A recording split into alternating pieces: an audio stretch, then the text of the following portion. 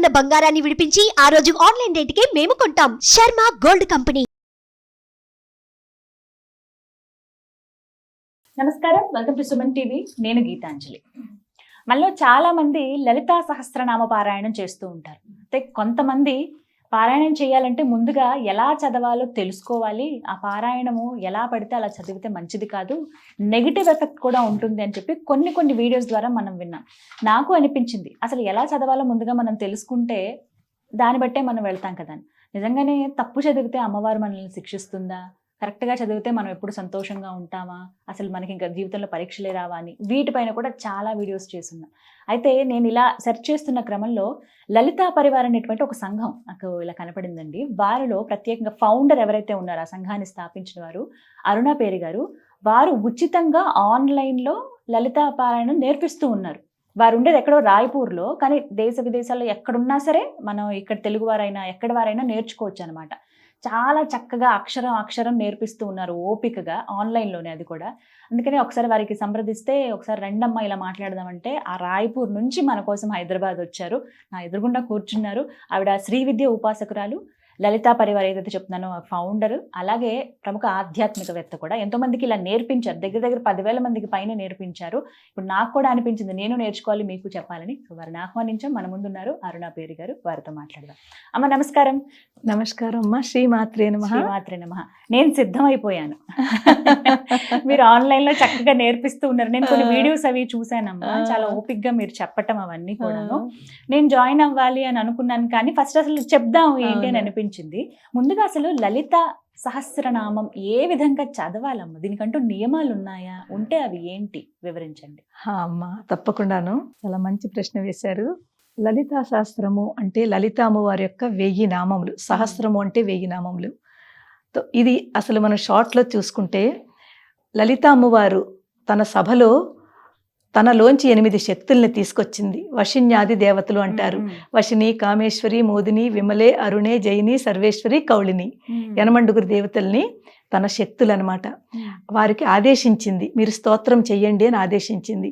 ఎప్పుడైతే వారు స్తోత్రం చేయడం మొదలుపెట్టారో వాళ్ళ నోటంపట, వాళ్ళ శ్రీముఖం నుంచి 1000 నామములు వచ్చాయి. ఆ 1000 నామములే ఈ లలితా సహస్రనామములు.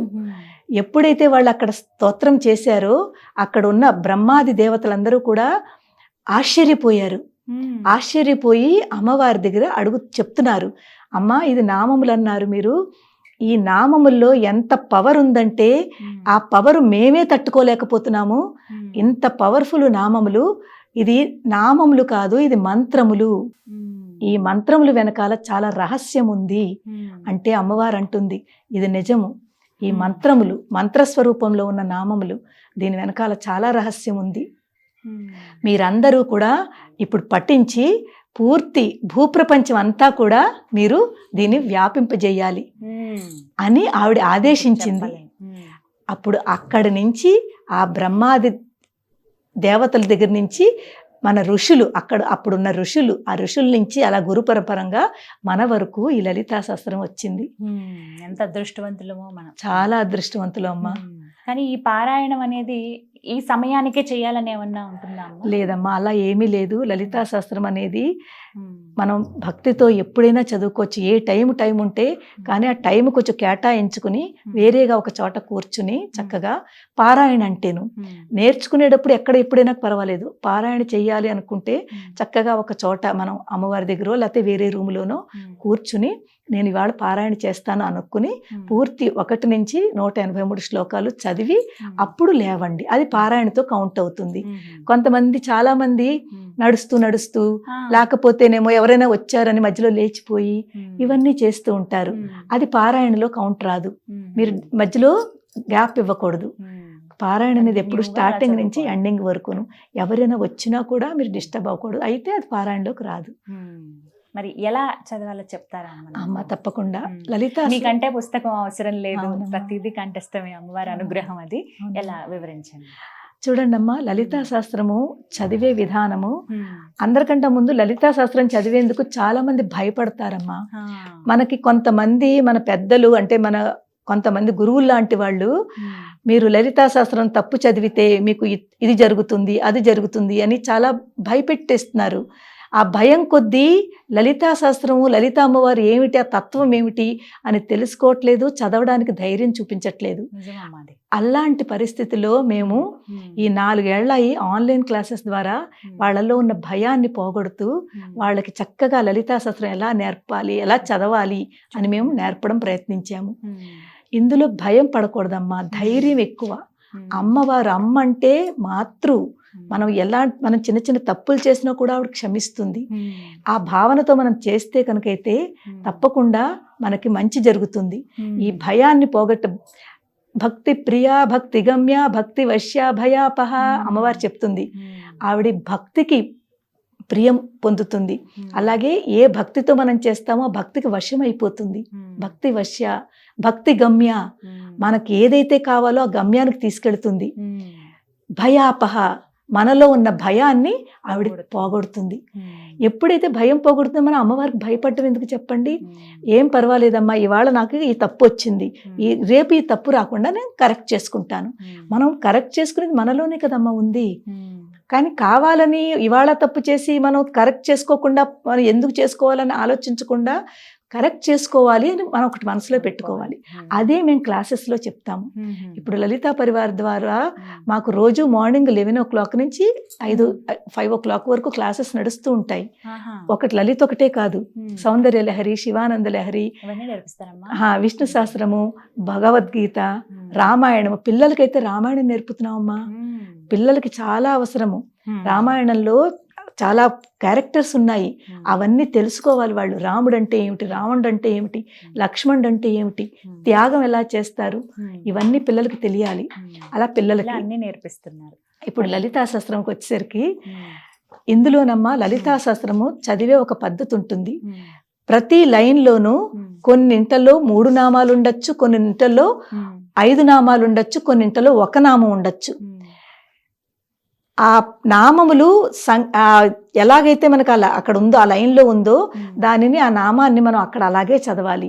అంటే ఇప్పుడు ఫర్ ఎగ్జాంపుల్ తొలి శ్లోకం చూసుకుంటే శ్రీమాత శ్రీ మహారాజ్ఞి శ్రీమత్ సింహాసనేశ్వరి, అక్కడ 3 నామాలు ఉంది. ఆ 3 నామాలు అనమాట. ఆ 3 నామాలకి కాస్త శ్రీమాత శ్రీ మహారాజ్ఞి శ్రీమత్ సింహాసనేశ్వరి ఎప్పుడైతే ఇది చదువుతామో మన లోపలికి ఆ భావన వచ్చేయాలి. అమ్మా శ్రీమాత, ఆ భావన రావాలమ్మా.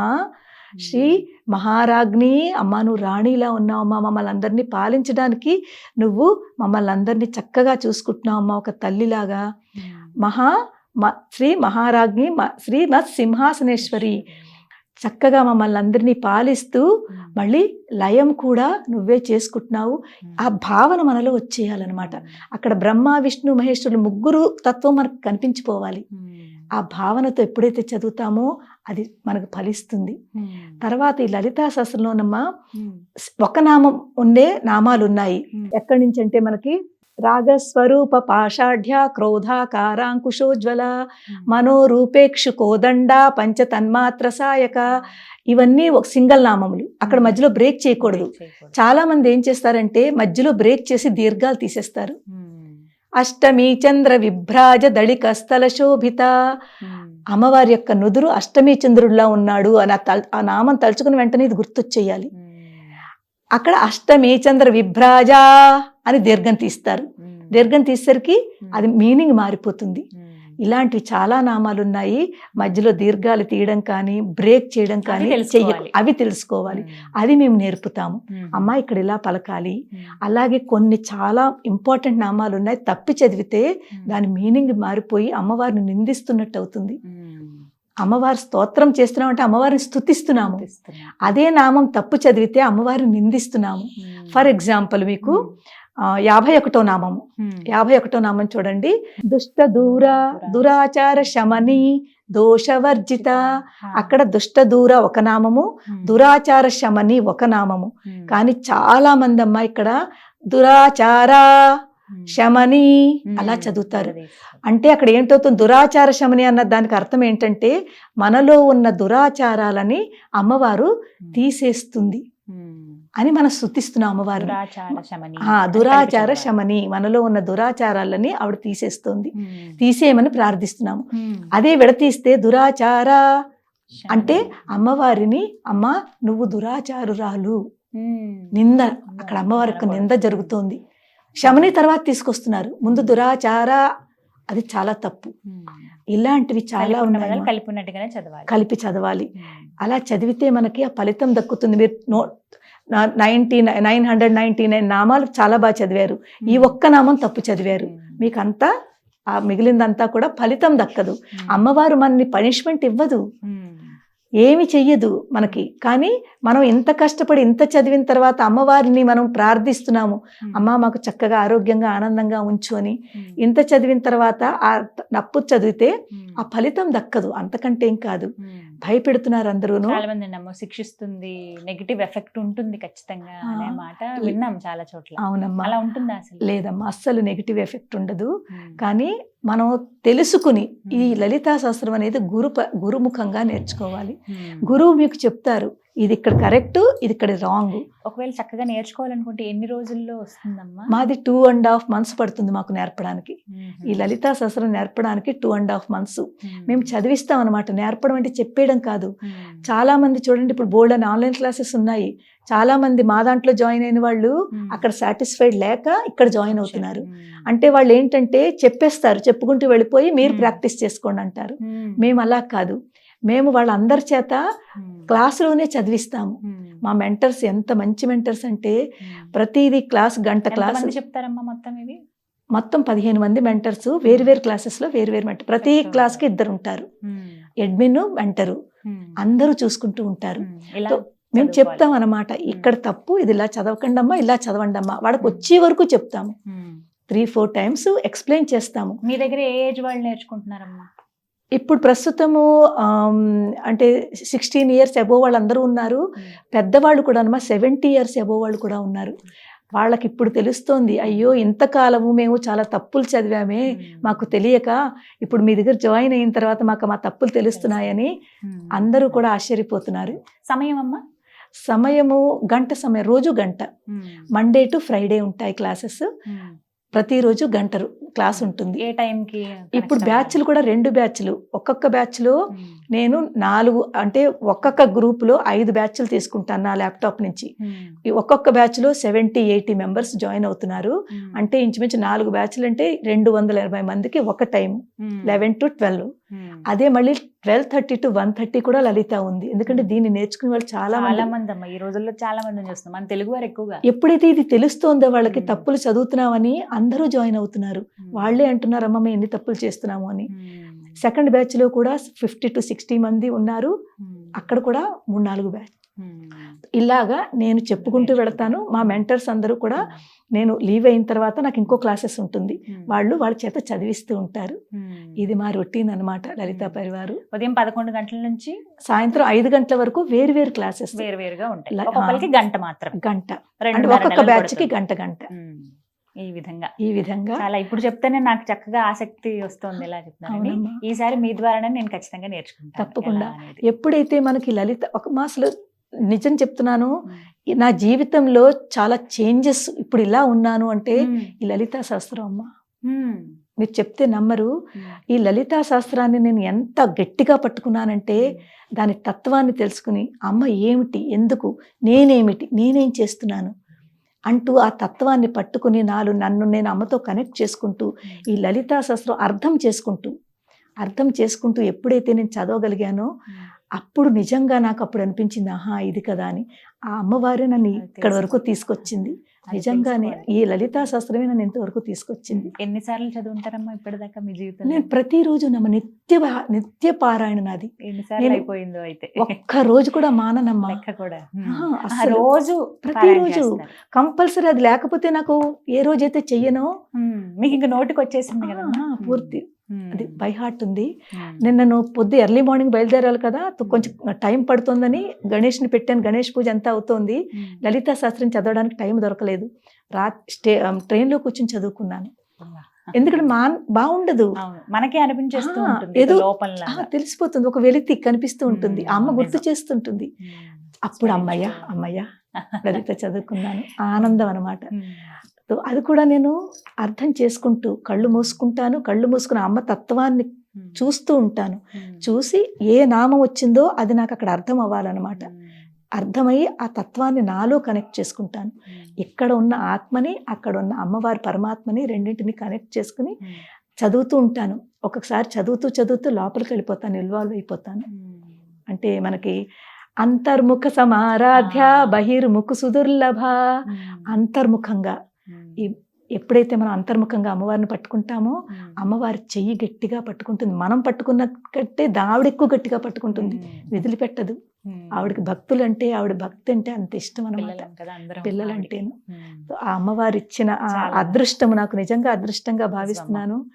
అలాగే సంతోషం మీరు ఇంత చక్కగా విడమర్చి చెప్పారు. మనం ఇప్పుడు టైం వల్ల ఆగాల్సి వచ్చింది. అవునమ్మా. మరొక వీడియోలో పూర్తిగా లలిత అసలు ఏ విధంగా చదవాలనేది లైవ్ లో మనం నేను నేర్చుకుంటానమ్మా, నాకు నేర్పించండి. తప్పకుండా. చాలా సంతోషం మీరు రాయ్పూర్ నుంచి ఇక్కడికి రావటము చాలా ఆనందాన్ని ఇచ్చింది మాకు. అది అమ్మవారే స్వయంగా వచ్చారని భావిస్తూ ధన్యవాదములమ్మా. శ్రీమాత్రే నమః. శ్రీమాత్రే నమః. అందరూ ఆరోగ్యంగా ఆనందంగా ఉండాలని నేను ఆ లలిత అమ్మవారిని ప్రార్థిస్తున్నానమ్మా. ధన్యవాదాలు. విన్నారు కదా, లలిత ఎలా చదవాలనేది ఒక సూచికగా కేవలం తెలియజేయాలనే ఉద్దేశంతో ఈ కార్యక్రమం అండి. రాయ్పూర్లో ఉంటారు అరుణ పేరి గారు. మీకు వీరి వాట్సాప్ నెంబర్ ఏదైతే గ్రూప్ జాయిన్ అవ్వాల్సి ఉంటుందో ఆ లింక్ అనేది నేను మీకు ఇస్తానండి.